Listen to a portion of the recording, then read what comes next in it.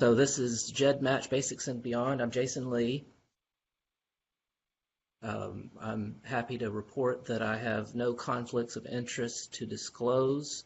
This is my Sherman-esque disclosure statement. Many of you may have seen my previous webinar presentation, GEDmatch for AncestryDNA users. You can access that video anytime. There's a link here. You can follow that link to YouTube.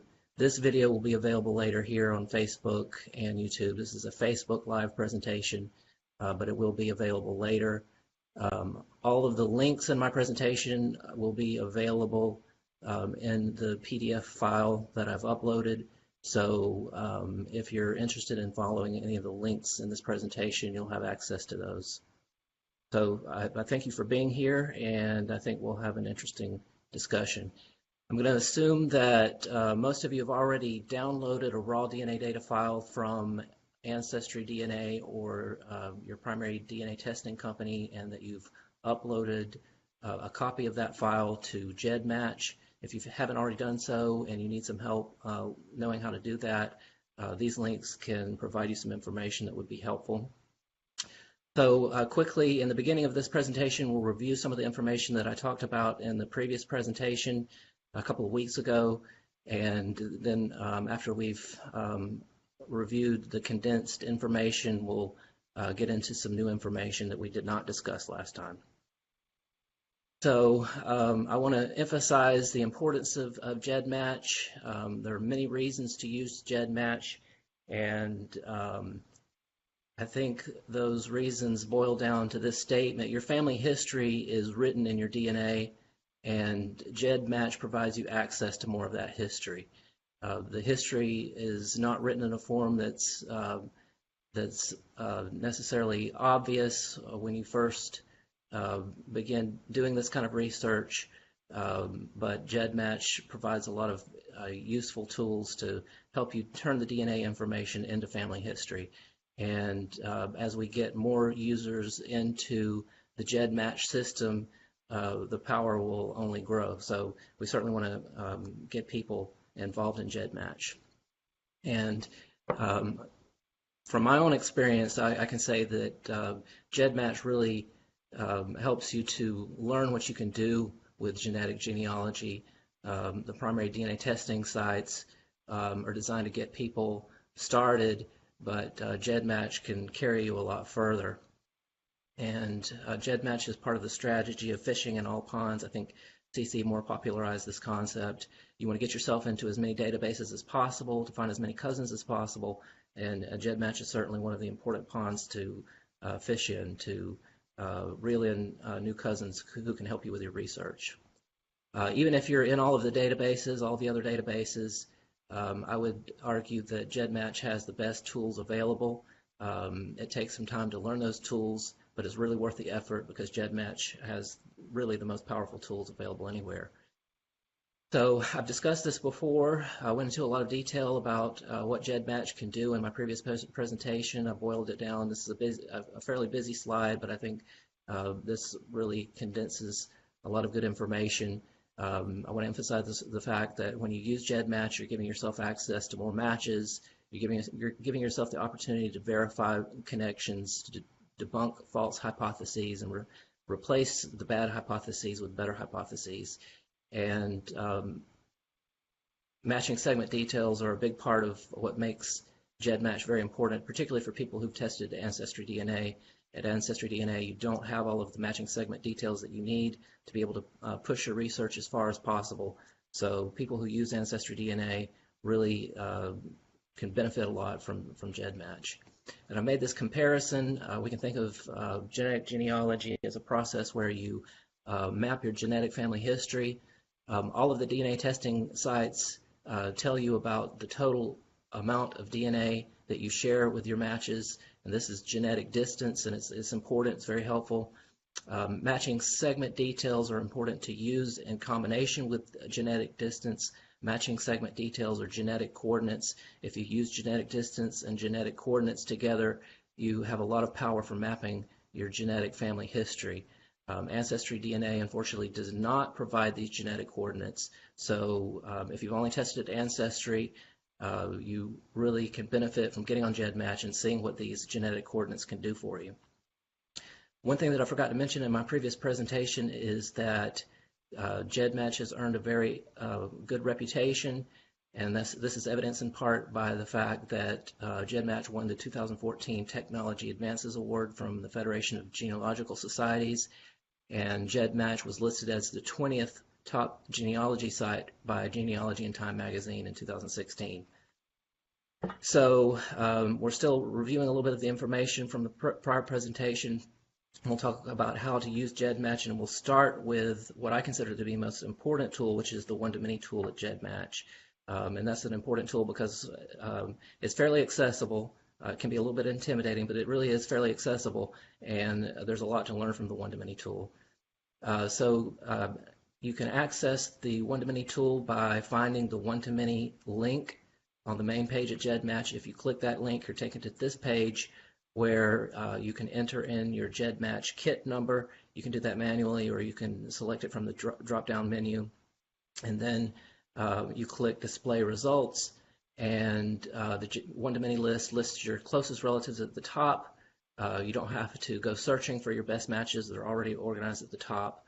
I'll certainly admit that the one-to-many list is intimidating for newcomers, but I promise you, if you focus on the most important items first, you can avoid becoming discouraged, and we'll talk about the most important items. So this is what you see when you first get into the one-to-many tool. There are a lot of introductory paragraphs there, a lot of information in that. You can scroll past that if you want to see what you're really there for. And the names and email addresses are on the right side of the page. So this is what you see if you scroll down. Names and email addresses are on the right side of the page, and I've highlighted the names and email addresses to emphasize that. And as I've said before, if you are new to GEDmatch and you find this intimidating, you can just focus on those names and email addresses and get off to a good start. You can begin contacting your matches because you have that email address and you have those names. So some do's and don'ts when you get into the one-to-many tool. Don't try to learn everything all at once. I think that everybody has something to learn when they come to GEDmatch, so don't expect to understand everything on the first day. So and just be prepared to give yourself permission to move forward at a comfortable pace. Don't get bogged down with things you don't understand. Everybody can understand names and email addresses, and if that's all you really understand in the beginning, that's enough to get started. Elements such as the xDNA information and the haplogroups can take a good bit of learning if you're not already familiar with genetics. So don't worry about those items that you don't understand. Just take it slowly and keep going. And above all, I would say don't put it off. Some have suggested that it's helpful to master AncestryDNA or to master 23andMe before you move on to GEDmatch. I would say that's a mistake. You don't have to you don't have to be an expert in genetic genealogy before you move on to GEDmatch. You can take a passive role, get on GEDmatch, learn the basic tools, get yourself out there, and other people will find you and help you along. So don't feel like you have to become an expert before you start to use GEDmatch. Some additional key features in the one-to-many tool include total centimorgans, the GEDmatch kit number, and family trees. We'll talk about those a little bit. Total centimorgans tells you how much DNA you share with your matches. So it tells you the total amount of DNA. A bigger number indicates a stronger biological relationship, and the highest values are at the top of the chart, as I mentioned. And this is what it looks like. Autosomal total centimorgans here in yellow, orange. The biggest numbers are at the top. This is my son, about 3,500 centimorgans. As you go down the list, you're getting into smaller numbers. These are second and third cousins. So you don't really have to know much to recognize the fact that you have some big numbers up here, and these are close relatives, and the smaller numbers are down below. If you want to dig deeper into those numbers and understand those better, you can find a chart like this green chart by Krista Stahlcup, and it can tell you which kind of relationship corresponds to which number. I would advise you in the beginning to be aware of the fact that some of these groups overlap. That's just the nature of DNA. There's some randomness, so just pay close attention to that if you decide to dig a little deeper. And I'd say if you're really interested in a very good discussion about total centimorgans, you can follow this link to the ISOG wiki. The page Autosomal DNA Statistics provides a lot of very good information about total centimorgans. Another column in one-to-many is GED/WikiTree. This is the newest feature on the one-to-many tool, and it simply provides quick and easy access to family trees. So if you look at this column, you'll see that many of your matches have provided access to their family tree, and you can click those links to begin making comparisons. Another item in the one-to-many tool is the kit number. This is simply an ID number. You have one, everyone else on GEDmatch has one. You use the GEDmatch kit number for various GEDmatch tools, and it's also helpful to use your GEDmatch kit number in correspondence with your matches. Some of your matches will be people who are managing several kits, several accounts at GEDmatch, and if you include a kit number in your correspondence, that can be very helpful. And as you can see here, the kit number is on the far left side of the one-to-many tool. And a little tip here, you can interpret these kit numbers. The letter in front of the number tells you where the test was done. So A indicates AncestryDNA, M indicates 23andMe, T indicates Family Tree DNA, and H tells you that your match tested at MyHeritageDNA. So again, to summarize, the essential key elements that are fairly accessible to new users: names, email addresses, total centimorgans, trees, and kit numbers. And in this picture, I've emphasized those key elements with different colors. So now we're moving on into territory that we didn't cover in the previous discussion. We'll get into some of these other items. Not all of these items are incredibly useful. So some are more useful than others, but we'll cover all of the elements of the one-to-many tool for completeness, starting with the column entitled Type. And type simply refers to the DNA test chip that was used for your match. The different companies have used different test chips over time. You certainly don't need to pay a lot of attention to that as you're getting started with genetic genealogy, but if you have an interest in that, that information is there. The next column is List.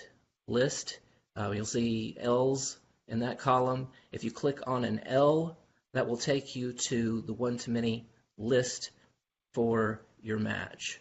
So this top match again is my son. If I click on the L, it takes me to his one-to-many list. And of course, many of those matches are my matches, but the other matches are his mother's matches. So that's a very useful way to use the one-to-many tool. So you click on one of the L's to see a one-to-many list for your match.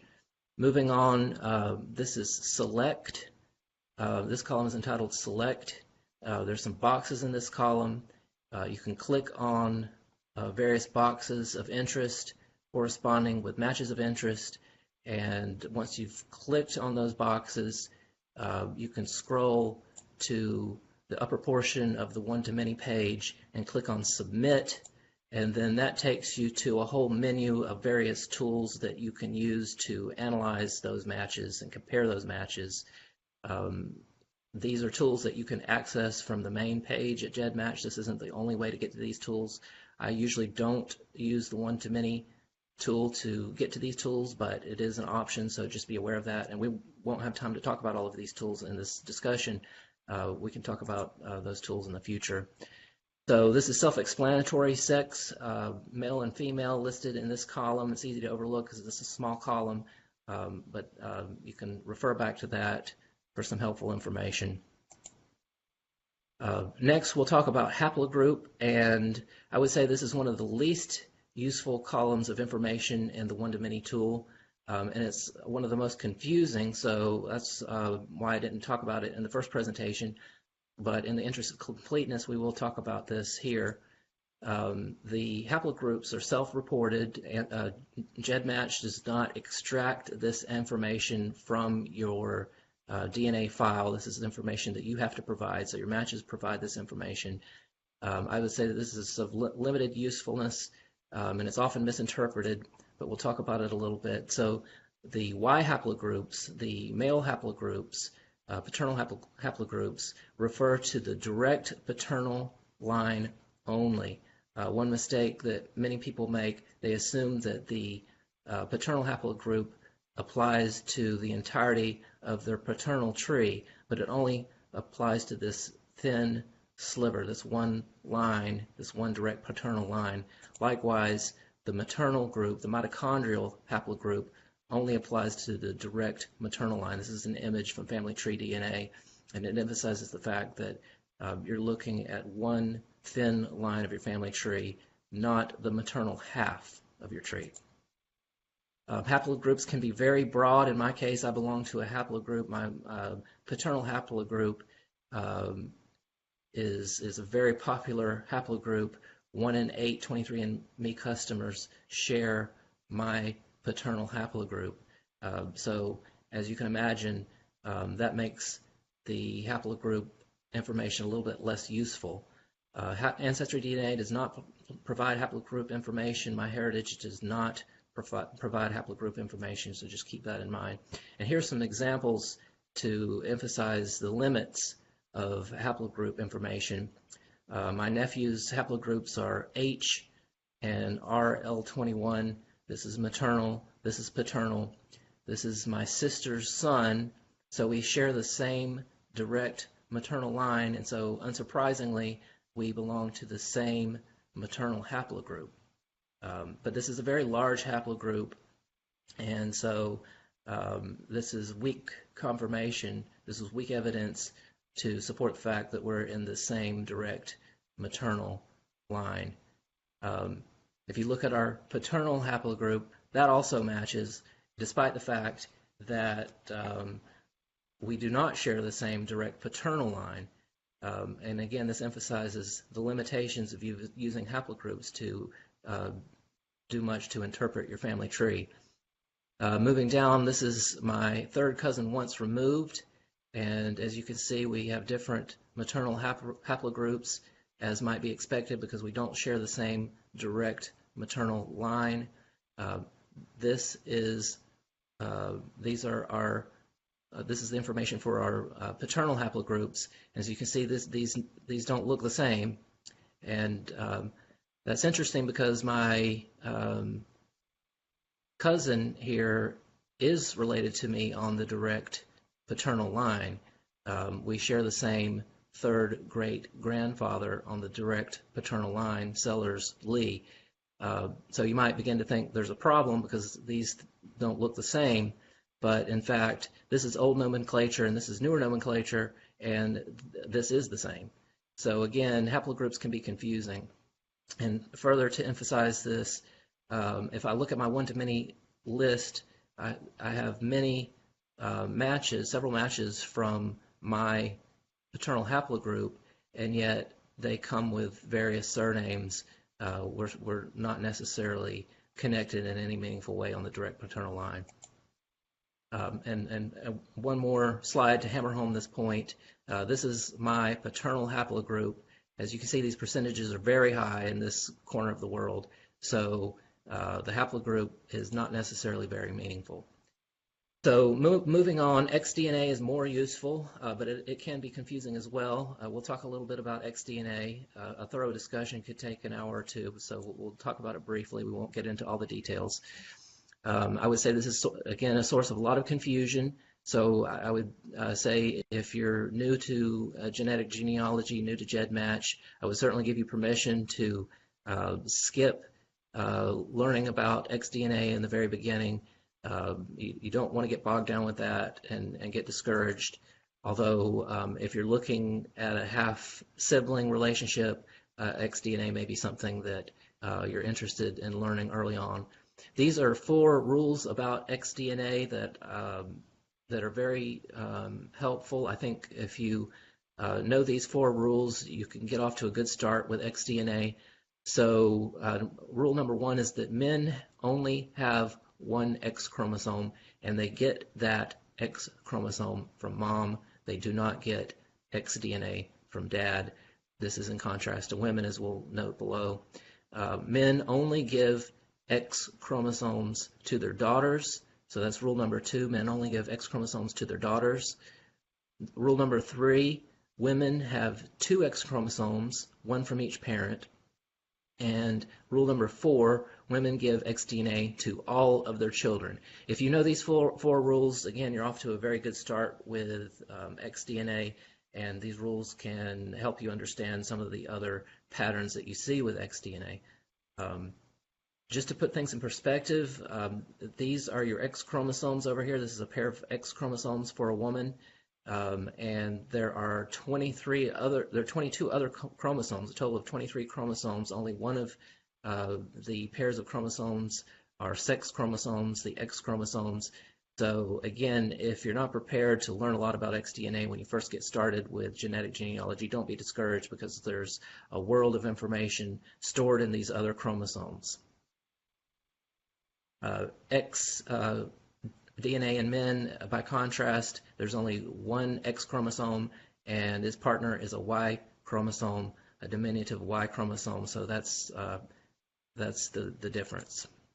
And this is a little image from 23andMe. Again, females have 2 X chromosomes, males have 1 X chromosome and a Y. And this illustrates the xDNA pattern of inheritance for women. Again, women get xDNA from both of their parents. This represents the father, this represents the mother.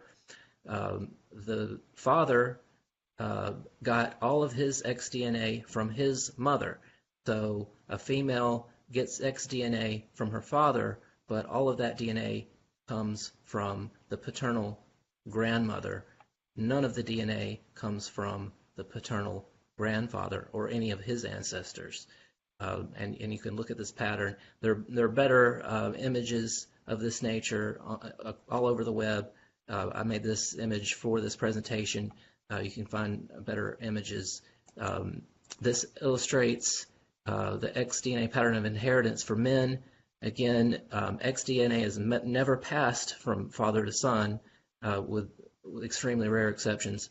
xDNA is not passed from father to son. Contrary to popular misconceptions, DNA never skips generations, and owing to the fact that xDNA is never passed from father to son, the son does not have xDNA from any of the paternal ancestors. If you were watching closely, you might have noticed that on the maternal side, the pattern of inheritance is the same as it is for females. So you could go back, you can look, and you could see female, male, female, male. The inheritance pattern on the mother's side is the same. So again, this is often confusing, but remember, the X chromosome is only one of 23 pairs of chromosomes. And one thing that I would encourage people to think about is that xDNA and autosomal DNA are not necessarily telling you the same story. We often assume that we get all of our DNA from the same shared ancestor when we're looking at a match, but that's not necessarily true, and xDNA helps to illustrate that. So here's an example. My cousin here, we're calling him People's cousin because our shared ancestor is David Peoples, one of my brick walls. This is my second cousin once removed, and he is our cousin through our paternal grandfather. And you can see here that this cousin shares a good bit of DNA with all of the siblings in my family, all the tested siblings in my family, because we're fairly close cousins. But we also have found that this match shares 16 centimorgans of X chromosome DNA with one of my sisters. And so you might begin to think that this is a false match. Remember, xDNA is not inherited from paternal grandfathers, so this xDNA is out of place, assuming we really are related through our people's ancestor. But the whole story here is notable for the fact that we are also third cousins 3 times removed through our maternal grandmother, and this is a line of inheritance that's compatible with the xDNA pattern of inheritance. So again, the xDNA can be telling a different story. The autosomal DNA is telling one story, the xDNA is telling another story.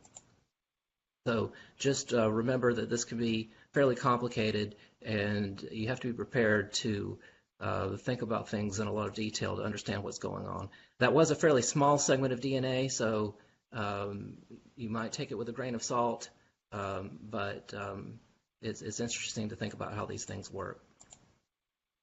If you want a full discussion about xDNA, you can go to Roberta Este's blog. She posted a post about xDNA last week, and in that post she links a lengthy discussion about xDNA that you might find interesting, so feel free to help yourself to that discussion. So now circling back around to autosomal DNA again, a reminder, autosomal DNA is the big story in DNA. Most of our DNA is autosomal DNA, these 22 chromosomes. So we'll talk some more about autosomal DNA and the tools relating to autosomal DNA and the one-to-many feature. So we'll talk about GEN, and Kate Pierce has a good discussion about GEN in one of her blog posts. I've linked that here. GEN is the estimated number of generations back to the common ancestor. Again, this is a guesstimate or a guideline that shows roughly how far back you might start looking for a shared ancestor, and it's just an estimate, so it's not written in stone. Now, there are some confusing things about this. We can easily understand that 2 generations back to a common ancestor means that we're first cousins. 3 generations back means that we're second cousins, and so on. But sometimes GEN is a number such as 2.6 or 3.9 or 4.1, and that can be confusing. In my own family, this is what we see with some of these numbers. The parent-child relationships are reliably 1.0, and that's easy to understand. The sibling relationships are showing up in the 1.1 to 1.3 range. The aunt and uncle relationships are showing up as 1.4 to 1.5, and it looks at a good number of second cousins once removed, and those show up as 3.0 to 3.3. So to quote genealogist Carrie Scott, the generation estimates are not etched in stone, they're etched in sand at best, and this is due to the very random way that DNA is passed from one generation to the next. So again, moving on, largest centimorgans. This is a helpful bit of information. It tells you the length of the largest segment that you share with a match. So my son here, we share 3,500 centimorgans of DNA approximately. The largest segment is 281 centimorgans. That's basically an entire chromosome. That's chromosome 1 in its entirety. More distant matches, for example, this one is 215 centimorgans. The largest segment that we share is 43.2 centimorgans in length, and what that tells us is that we very likely have a shared ancestor within a few generations. If the largest CM is in the 30s to 40s, you can be fairly confident that you share an ancestor within the past few generations. If the largest CM is a smaller number, if it's less than 10, there's a good chance that you won't be able to identify a shared ancestor within the past few generations. There's some variability with those numbers. This is particularly helpful with people who are from endogamous populations where a lot of intermarriage occurred. If you're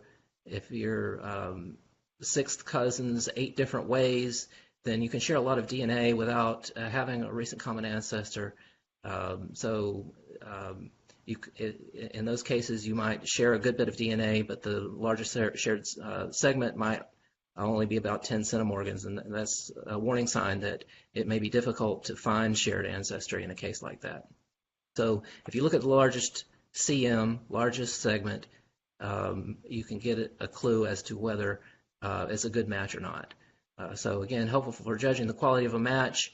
A largest CM gives you a better probability of identifying shared ancestry within a few generations, and particularly helpful for endogamous populations.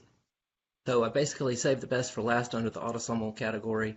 Next to total centimorgans, you have a column entitled Details, and if you click on the letter A, it takes you to Autosomal Details, and Autosomal Details are very important, as I've emphasized before in the previous presentation. Autosomal Details help to pinpoint shared ancestry. They help us to compare results from various companies. Even if we didn't test at the same company, we can use Autosomal Details to compare results. We can use Autosomal Details in documentation and records that we can hopefully pass on to future generations to build on our work. And in publications, the Autosomal Details can be interesting in cases that illustrate the power of DNA matching. I often use Autosomal Details in correspondence and working with cousins who are working towards shared goals. So Autosomal Details have a big variety of uses. And ultimately, Autosomal Details are equivalent to original sources in the world of genetic genealogy, whereas shared ancestor hints and DNA circles are helpful.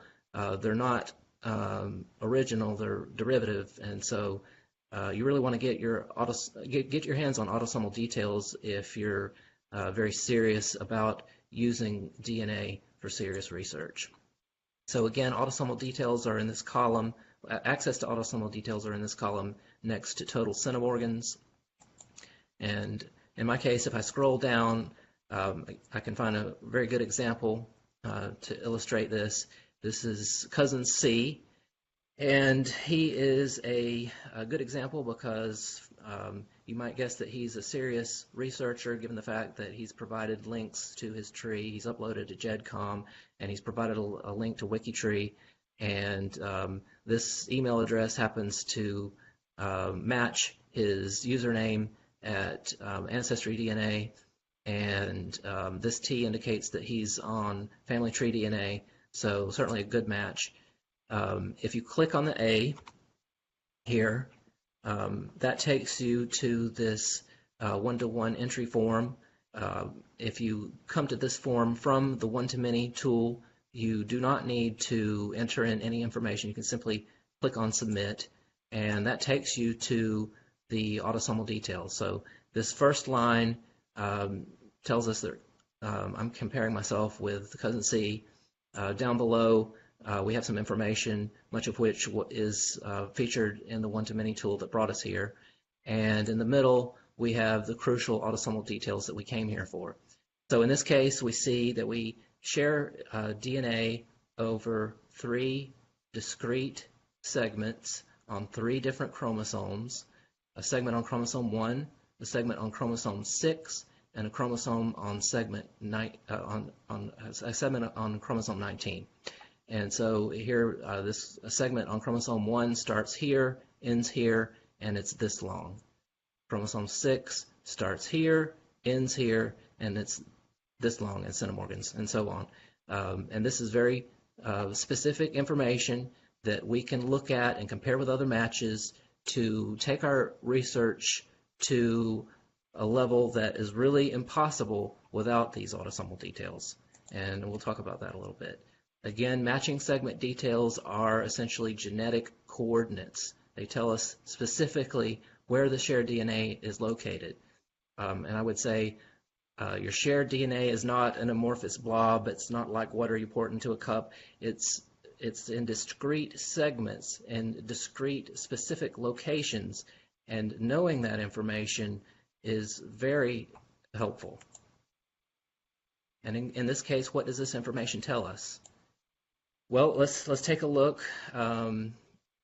We compared the family trees. Cousin C shares actually 2 family lines with my father. So this is my father's family tree.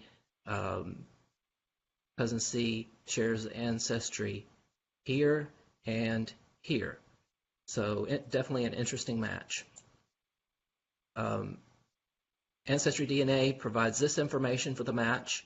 It predicts a relationship at the fourth cousin level, and the range is fourth cousins to sixth cousins. Ancestry tells us that we share 40 centimorgans across 4 segments. That's in contrast to GEDmatch. GEDmatch told us we shared 53 centimorgans across 3 segments. I trust GEDmatch more in this case. And in addition to that information, AncestryDNA gives us some DNA circles and gives us shared ancestor hints for both of the lines that I mentioned. This is the shared ancestor hint for the slightly more distant line. So to sum it up, Ancestry tells us that we share 40 centimorgans across 4 segments. We have 4 DNA circles for this match, and we have shared ancestor hints for the Lee Sellers line and for the Waters-Stewart line. GEDmatch, on the other hand, tells us that we share 53 centimorgans across 3 segments on chromosome 1, chromosome 6, and chromosome 19. The trees linked at GEDmatch confirm the shared ancestry, Lee Sellers, Waters-Stewart. So now we can begin to ask ourselves, can we draw any conclusions at this point? And we might even begin to think about whether this relationship with cousin C is DNA verified. I would say before we start jumping to conclusions, we should think about the possibilities. Remember, there are at least 3 shared segments here. Ancestry thinks there are 4, but let's assume that there are 3 shared segments here. All 3 of the segments could have come from the Sellers Lee Dorcas Dedge connection. Another possibility is that all 3 of the segments could have come from Thomas Waters and Hannah Stewart. Yet another possibility is that 2 of the segments came from one couple and 1 of the segments came from another couple. And then another possibility is that none of the segments came from the identified shared ancestors. There may be another line of ancestry that we don't know about. There could be a problem with our family trees. I think our family trees are accurate, but we don't know with exactly 100% certainty that everything is correct. So there are a lot of possibilities, and I haven't listed all of them. Some of these possibilities are clearly more probable than others. For example, to say that all 3 of the segments came from the more distant couple, I would say that that's less likely, but we have to consider the possibilities. And I would say until we have ruled out some of the possibilities, we have to say that this relationship with cousin C, although we share DNA, is not DNA verified. We really don't know enough to be able to say that the shared DNA came from the shared ancestors in the way that would seem to be the case.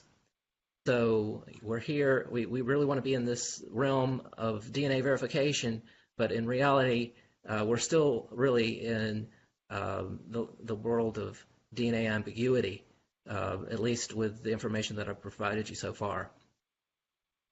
At this point, I'd like to quote Jim Bartlett, who said this: "To many AncestryDNA customers, whatever common ancestor they can find is, quote, proved by DNA, unquote." And that is not a good thing, in my opinion. And I would agree with him on that.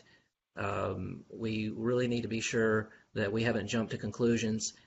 Jim Bartlett goes on to say, we're trying to establish some minimum recommendation for people to say the common ancestor and the DNA segment are linked. And we really need to work towards that goal rather than jumping to conclusions and just assuming that things are as they appear, as they're laid out in the shared ancestor hints and the DNA circles and in our own family tree comparisons. We need to scrutinize the DNA as carefully as we scrutinize the paper trail, and we need to scrutinize the link between the DNA and the paper trail as carefully as we scrutinize anything else. So again, I think without this systematic approach where you scrutinize the DNA, you scrutinize the paper trail, you scrutinize the link between the DNA and the paper trail, you run the risk of feeding confirmation bias, and you run the risk of getting into traps with circular reasoning. So we really need to develop better methods and better discipline in this area. Now, I would say in my own research in this particular case, I've been working on this case for about 5 years now, and I've done additional research. I've gone beyond what is presented on the surface, and the results of my research have revealed to me that chromosome 1 came from Sellers Lee and Dorcas Dedge, chromosome 6 came from Cinderella Sellers, and that's Sellers Lee's mother, and chromosome 19 came from Sellers Lee, Dorcas Dedge. So all three of the segments came from the closer relationship that my family shares with cousin C. And after 5 years of research, I'm fairly confident in the conclusions that I've drawn. New data could come along and put these conclusions in jeopardy, but at this point, this is what I've been able to conclude, and that's not terribly surprising given the fact that that's the closer relationship. But put a lot of work into that. I don't necessarily want to suggest that you have to put 5 years of research into every connection like this. It's a lot easier than it used to be, and the tools are more powerful, and the databases are bigger, so it's easier than it used to be. But I have been working on this for 5 years, and this is what I've concluded. So I would say that the Waters-Stewart shared ancestor hint is clearly not DNA verified in this case. And that's because I've scrutinized the paper trail, the DNA evidence, and the link between the two. So autosomal details really take us from the realm of ambiguous hint and take us to a place where the information is more clear and precise, and there's a higher degree of certainty. It doesn't take us to absolute certainty. This isn't geometry or Newtonian physics. There's room for uncertainty, a small bit of uncertainty in this case, but we're certainly in a better place with the autosomal details. So you might ask, how did you get to the place where you are? What did you do exactly to assign these DNA segments to specific ancestors? And I would say that I used a process called triangulation. We won't discuss that process in depth in this presentation. I think we can discuss it in the next presentation. But triangulation is easier than it's ever been. GEDmatch provides two tools in particular that I find useful in cases such as this one. One tool is the people who match one or both of two kits tool. That's a mouthful, but it's a very useful tool. And the other tool is the 2D chromosome browser.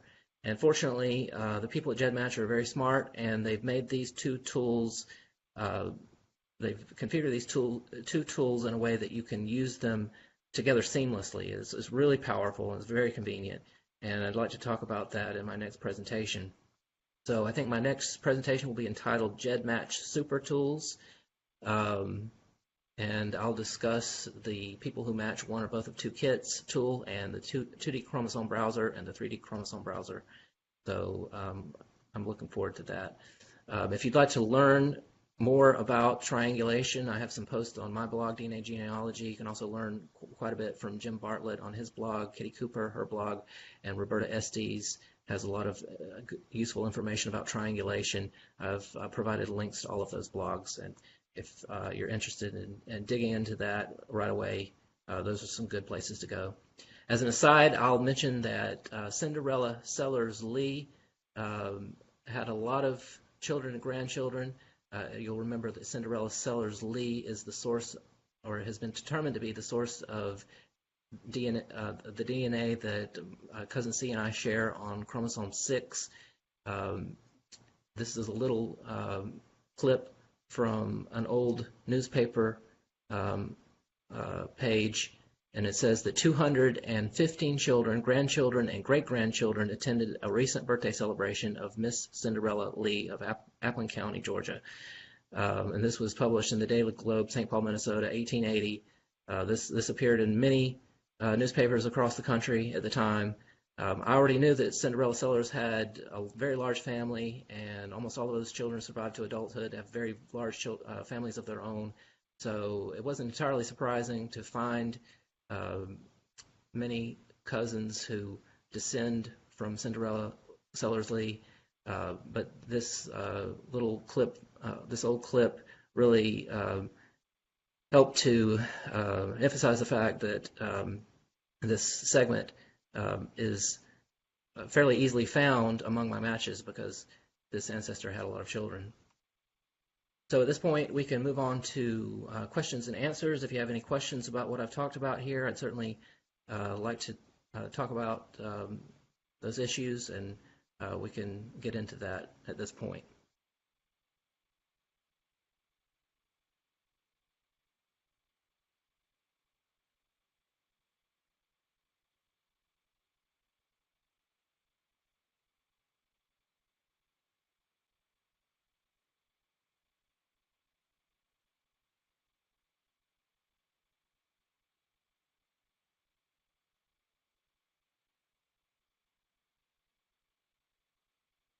When is the next one? I haven't decided, but I will announce that very soon. I'll make a post to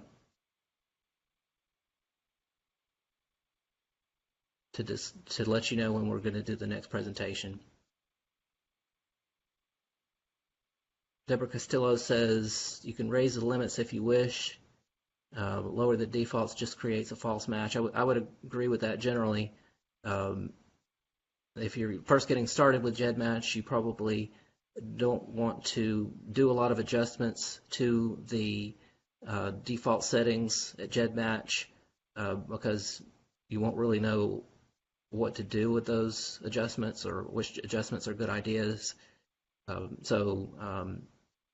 I would say, as a beginner, it's probably better just to leave everything with the default settings. Just put in GEDmatch kit numbers that you want to compare, but don't adjust the settings because that can create problems for you. But if you have had some experience and you're thinking about making adjustments to the default settings, if anything, you're probably going to want to make adjustments in the upward direction. So that would be my advice. What is the smallest of centimorgans you even look at?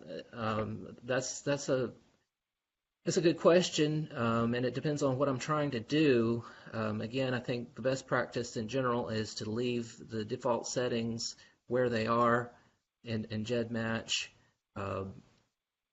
If I'm making adjustment to one to many, I tend to adjust upward. So the default setting is 7 centimorgans for the one to many tool. I often adjust that upwards to 15 or 20 because I'm not in a famously endogamous population. Populations like French Canadians and many of the Jewish populations are more endogamous than the population that I'm from. But there is some endogamy, as you've seen. Some of my cousins are related to me 2 different ways. I don't mean to give you the impression that all of my cousins are related to me two different ways, but those relationships do illustrate some interesting points. But there is a certain amount of endogamy in my family tree background and my population. And so adjusting the centimorgan value upward is actually what I tend to do, particularly with the one-to-many list. So I often go up to 15 or 20 with the one-to-many list. What's your view on DNA Painter and Lazarus? DNA Painter looks pretty helpful. I've tinkered around with that a little bit. I haven't used it a lot. I'm kind of set in my ways, and usually what I'm doing is using my own tools. I have entered my data into my own database, my own spreadsheet, and I've kind of adjusted that spreadsheet to my own needs, and so I don't use a lot of tools such as DNA Painter, but it does look very good, and I think it's helpful. Lazarus hasn't been very helpful for me because I don't have the family members that I need to be able to use that tool. The oldest generation tested, in my family is my own generation. I don't have parents or grandparents' DNA test results, so Lazarus doesn't really work for me. I have kind of applied it in a conceptual way for my children to see what I could, just pretending that I don't exist, entering their mother's results along with their own results and other relatives, and it can give some fairly interesting results, but Lazarus is probably not quite ready to be the powerful tool that we would like it to be. Other people may have other opinions. Pedigree collapse may share a bit more DNA, but compared to endogamous populations, the results could be different. Yeah, you have to really separate the concept of pedigree collapse from endogamy. Pedigree collapse is where you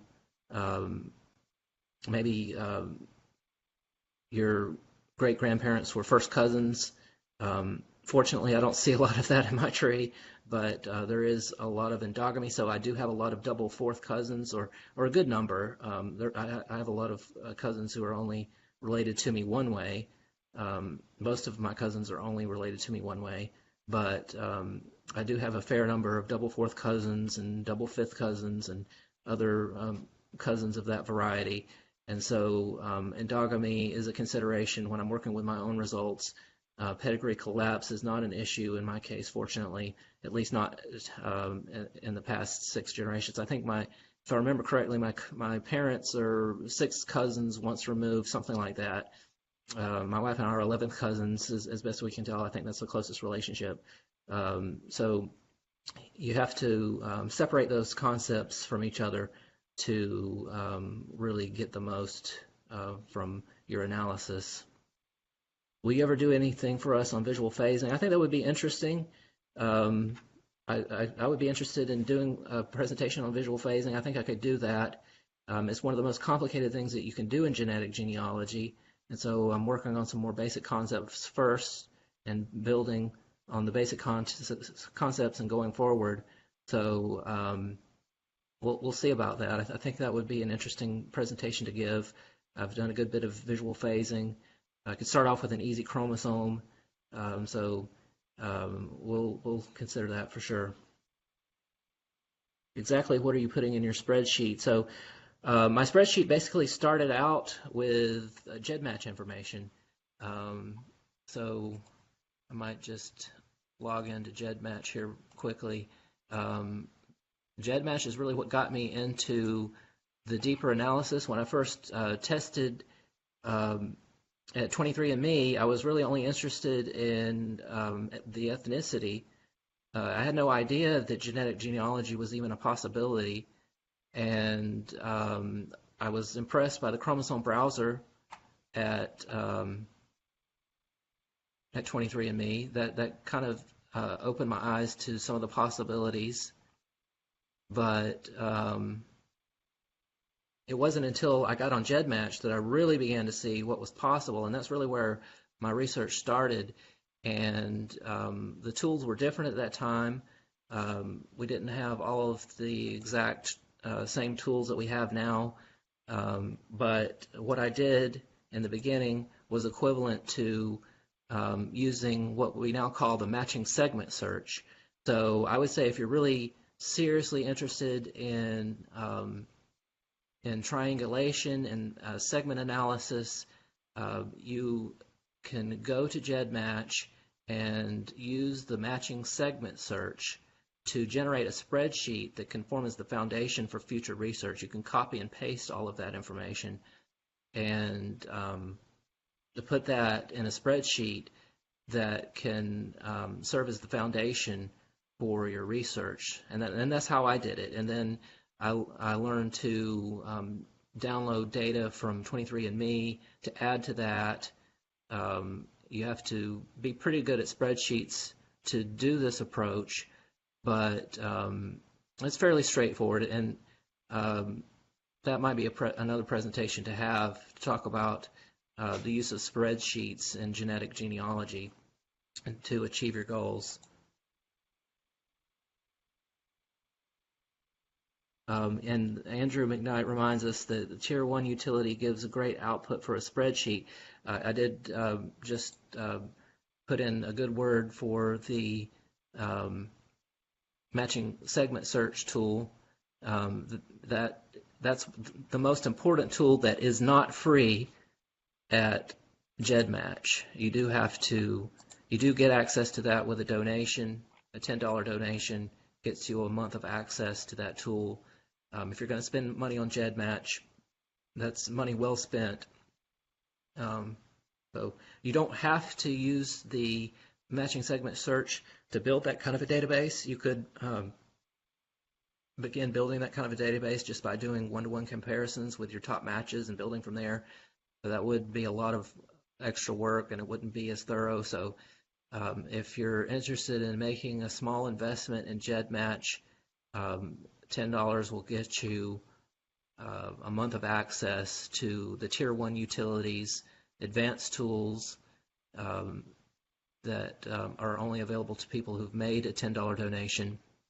And I think among the Tier 1 utilities, the matching segment search is by far the most useful tool. There are other useful tools.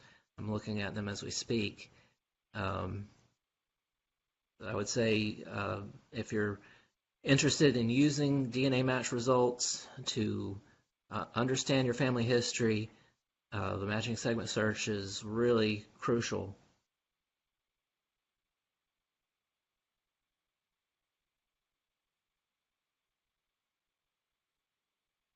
Pedigree collapse and endogamy aren't the same. That's certainly something to keep in mind. You recommend Excel or open source spreadsheet. The newer versions of Excel, I don't really like those very much. If you can find an older version of Excel, I think that's a little easier to use. I use Google Sheets. So there are a number of reasons for that. First of all, it's free, and the other advantage to Google Sheets is that you can easily access your information wherever you go. So I tend to do a little bit of genetic genealogy here and there when I'm on the road or away from home, and Google Sheets makes that easy for me. As Shannon Christmas notes, any spreadsheet system will work as long as you're comfortable using whatever system you have. So that's an important point. Just use whatever you want to use. You don't really have to have a specific type of spreadsheet program. Just whatever you're comfortable with, and think about what you might be comfortable with using for years and years. You get set in your ways. I think you can, and so it helps to have something that you're going to want to use year after year.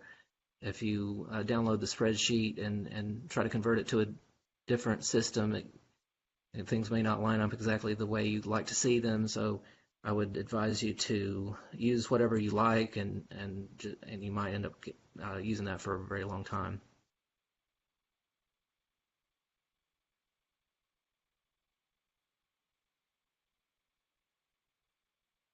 Does it help to build a tree first and then compare with GEDmatch or not? Well, building a tree as best you can with as many ancestors as possible is certainly essential for genetic genealogy. So if you know your family tree, build it as far as you can.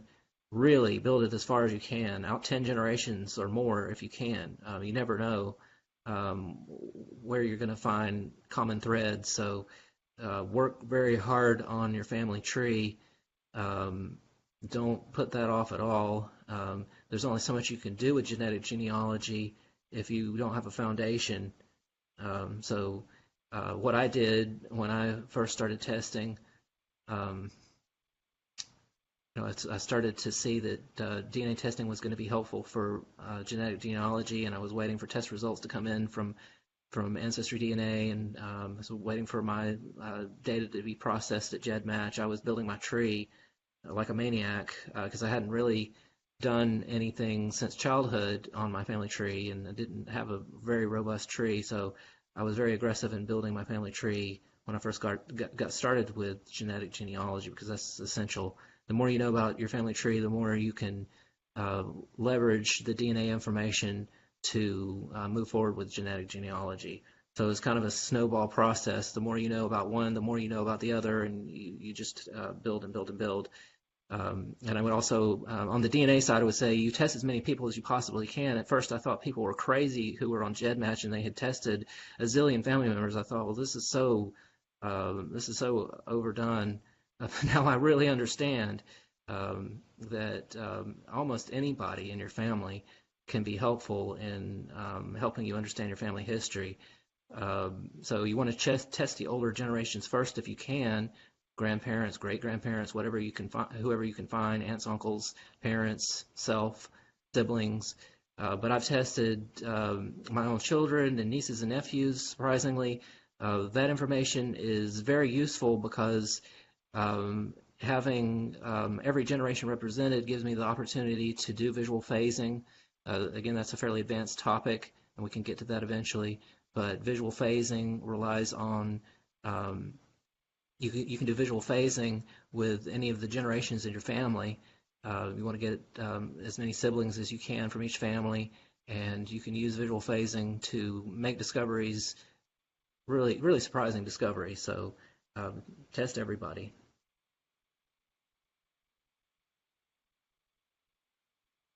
We get lots of cautions about using xDNA. Too little should be ignored, too much might be ancient. We'd love some insight on a good range. Yeah, I mean, xDNA is very tricky. Um, my daughter shares only 14 centimorgans of xDNA with her brother. They're full siblings, and yet they only share 14 centimorgans. So you can see, even with close relationships, there are no guarantees that you share a lot of xDNA. And yet I have matches whose trees go out as far as I can see, 6 or 7 generations. My tree is built out as much as possible, and I'll share 30 centimorgans of xDNA with some of these matches, and there's absolutely no way. I just don't see where it's coming from. So xDNA is tricky. You can have close family members who don't share much xDNA at all, but because of the way xDNA is passed from generation to generation, in many cases without being recombined and broken into smaller pieces, it can survive as large segments for distant cousins. So it's very tricky. That's one of the reasons I warn people to be careful with xDNA. I haven't triangulated many of my xDNA matches.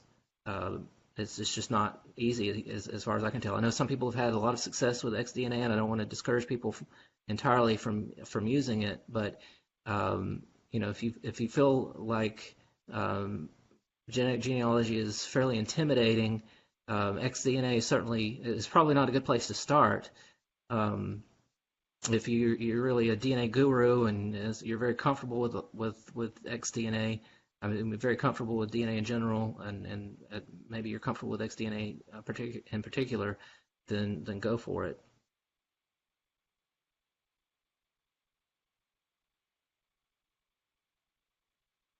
Which tool in GEDmatch will help with half nephew niece versus half first cousin detection?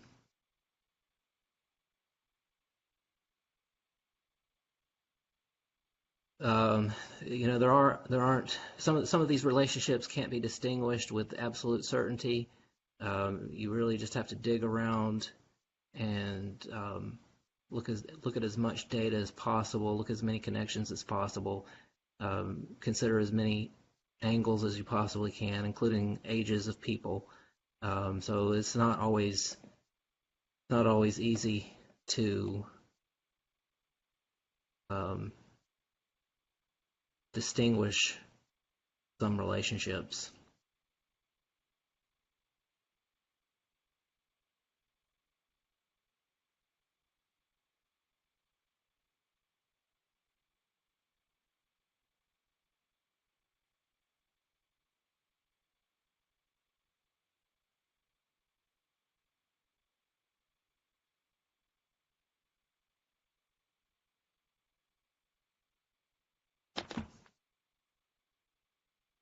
think I would be totally lost if I only used GEDmatch. You certainly don't want to use GEDmatch only. GEDmatch is a very powerful tool, but you can't get anywhere in genetic genealogy without using DNA and family history together, or using DNA and non-DNA information together.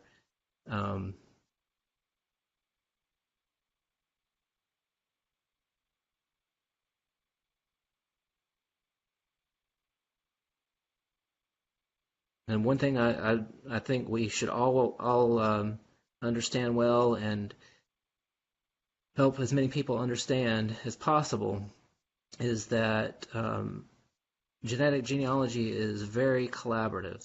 It's not like old school genealogy where you're in a library working by yourself or in a courthouse working by yourself and you can work on and on for years without really collaborating with other people.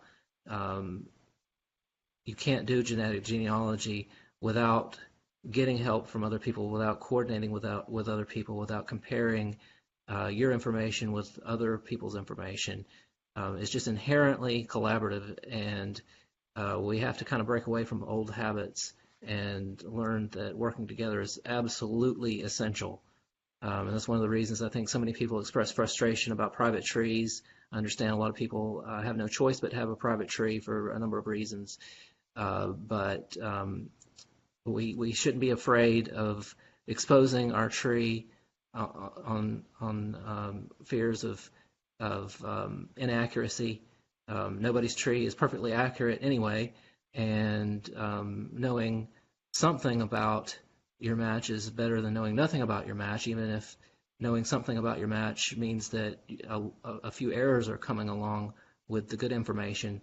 So I would encourage everybody to share as much as you can. I understand some of the issues that get in the way. I understand that people abuse information, misuse information, misinterpret information, inappropriately share information. I understand that it can be discouraging to give away research that Ancestry turns around and sells access to. I understand all of those issues. But I would certainly encourage everyone to put your family tree out there in as many places as possible in the interest of advancing genetic genealogy in general. Shannon Christmas advises us to upload GEDcoms to GEDmatch. Certainly if you're interested in making your tree available for free to people, and you're put off by the idea of putting your tree in a place where people have to buy access to it, uploading your GEDcom to GEDmatch is a very, very good idea, very helpful. I'm very grateful to all of my matches who have uploaded a GEDcom to GEDmatch. If you have a tree on AncestryDNA, or if you have a tree at Ancestry, you can download a GEDcom file. You can access that through Ancestry. You can download a GEDcom file and upload that GEDcom file to GEDmatch. And I would also encourage people to build a tree on Wikitree. That's another way to allow your friends and cousins and DNA matches to gain access to your family tree information for free. Should you update your GEDcom, and if yes, how often? That's a judgment call. I've done it periodically, particularly with major changes. Certainly, if you make a major change to a fairly recent ancestor, you'll want to update your family trees everywhere. So update your family tree on GEDmatch, update your family tree everywhere you have it. If it's a minor adjustment to a very distant ancestor, then it's not as crucial.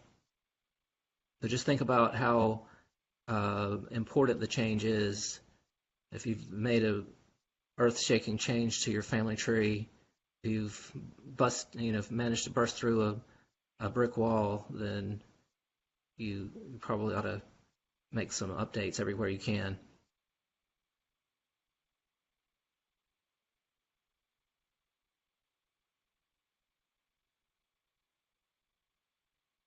second cousins, the mother lode of genetic genealogy. The second cousins are very powerful. I just got a first cousin once removed on 23andMe. That's also very powerful. It's the first cousin once removed that I didn't know that I had, and hopefully she contacted me first, and then I replied, and then things got silent. So that may have been an earth-shattering discovery of some kind for that match. I'm not sure, but hopefully I'll hear back.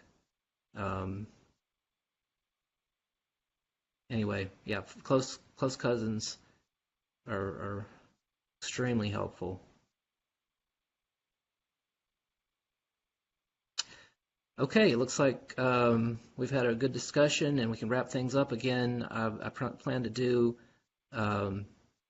another presentation soon, maybe before the end of the month, maybe early next month.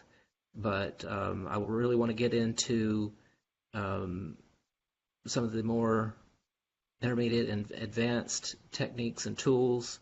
I'm looking forward to that because that's what I spend most of my time with. I spend most of my time using tools such as the 2D chromosome browser and the 3D chromosome browser. Those are extremely powerful tools, and they do things that I wouldn't have even dreamed about when I first got into this.